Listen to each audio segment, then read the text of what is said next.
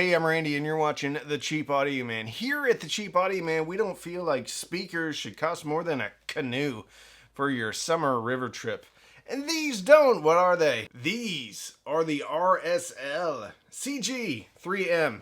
They're tiny little bookshelf speakers. So sit down, grab a cup of coffee, and let's talk about these little tiny speakers.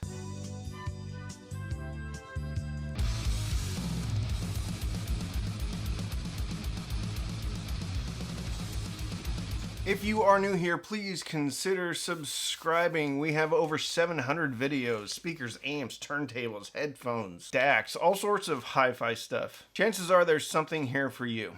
I do this for a living, so it would mean the world to me if you subscribed and liked this video. The RSL CG3M. This is how big they are compared to my head. This is how big they are compared to a soda can. They actually look way bigger when you compare them to a soda can. This is how big they are compared to a can of DACs. 4-inch mineral filled woven aramid fiber cone with Y35 grade ferrite magnet. Whew, it's a mouthful.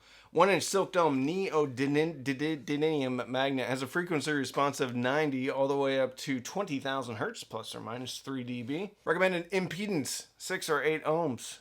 Sensitivity 86.5 dB, which is pretty high for a speaker of this size. Usually what they do is they squeeze down the tweeter, which squeezes down your sensitivity to bring up the bass to get a more balanced sound signature. RSL doesn't do that. They use the enclosure design with a bit of a, what do they call it? Compression guide tuning method, which is kind of like a transmission line. So there's a piece of wood that's in here that's kind of guiding the air out of the port. So you have lower bass without squishing down the sensitivity as much. Crossover parts have air core inductors, poly caps, has gold binding posts on the back. Gold plated, not pure gold. Is 9.5 inches tall, 5 3/16 inches wide, 6 7/16 inches deep. Weighs 6 pounds. So what do they sound like? Going to do this a little bit differently, and I'll get to it in the final thoughts, but this is a speaker that has, I think, a specific role to play in somebody's system. However, they sound like the KEF LS50s. They sound like their bigger brothers. They sound like the Ascend Acoustics CBM 170. They have a very neutral sonic characteristic with not a lot of bass, and they don't claim to have a lot of bass. They state their low frequency roll-off at 90 hertz, which is not that low. There is extreme separation in the mid-range. The mid-range seems a little bit forward, especially with vocals and voices when I was using this in my home theater system. Top end is very clear, very crisp, very believable, very natural sounding. Bass is pretty much non-existent. I have these paired with a variety of amplifiers. In the living room, I have these currently hooked up to the G-horns from Schit, and I'm using this as a center channel. Just one as a center channel. I've also had these hooked up to the Fazioto BT20A Pro. And I think in a music-only system on something like a desktop, you're going to want something like a Fazioto BT20A Pro because it has tone controls. And if you want to have a little bit more bass out of these, you're going to need a fair amount of bass boost on the bottom. I also use the Fazioto V3 on these. I don't think that was a great pairing unless you're using that as something like a height or surround channel setup. Let's talk about some alternatives at different price points. You have the Yamaha S801. Similar size. They go down a little bit deeper. But what the RSLs do way better than the Yamahas is mid-range clarity. This thing has a lot more instrument separation than the 801s from Yamaha. Yamahas have a lot more bass presence, a lot more punch, but it's not nearly as clean as the RSLs. There is another speaker, the RB42 from Mica. That is a big speaker in comparison, not from a height standpoint, but from a depth standpoint. And that speaker is all about the bass, but it's also all about the power because it has an 83 dB sensitivity. These come in at 86.7 dB, which means you don't need nearly as much power. You can also look at the Klipsch RP400M, a little bit more expensive. That speaker has a very scooped out mid-range, but it also has what I would call a more balanced sound signature for music, because you're going to have that bass presence.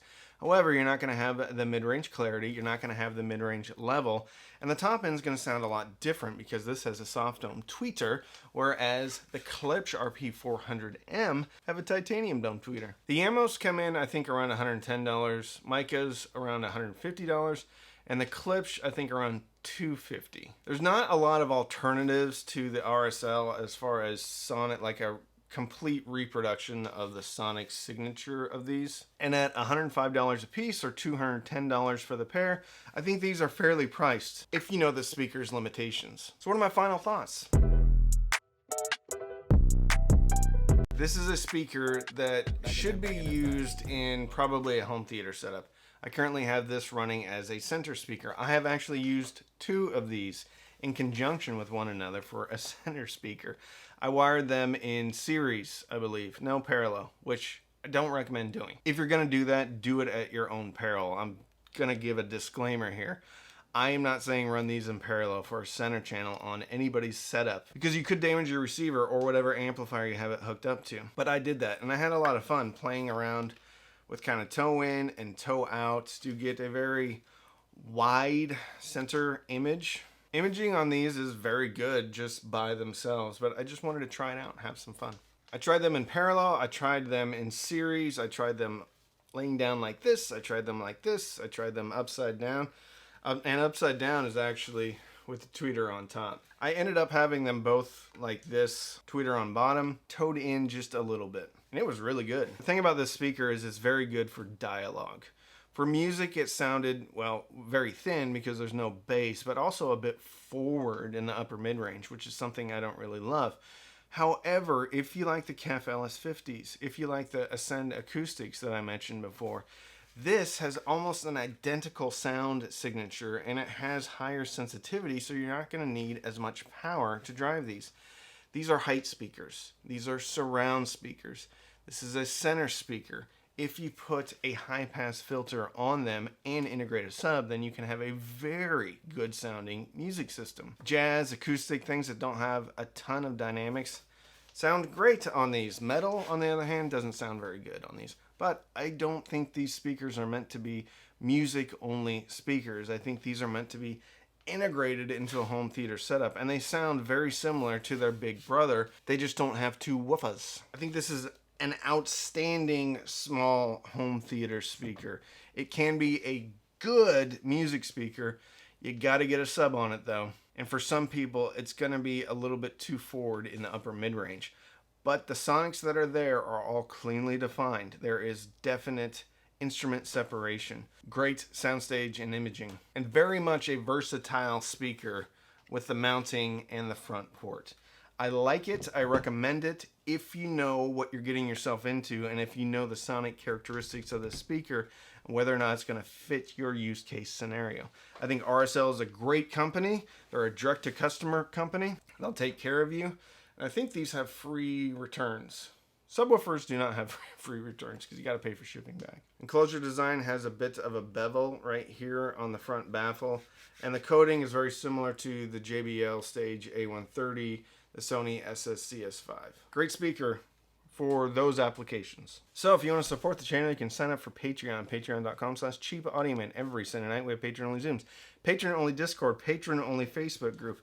You can also sign up for Amazon Music, Tidal, or Rune. Links in the description. Click sign up. There is a trial period. Even if you quit though, I get a couple of dollars. You can use the links in the description. However, this is not an affiliate link. I don't have an affiliate relationship with RSL. You can also put a tip in the tip jar. Buy me a cup of coffee, but don't feel compelled to buy me anything.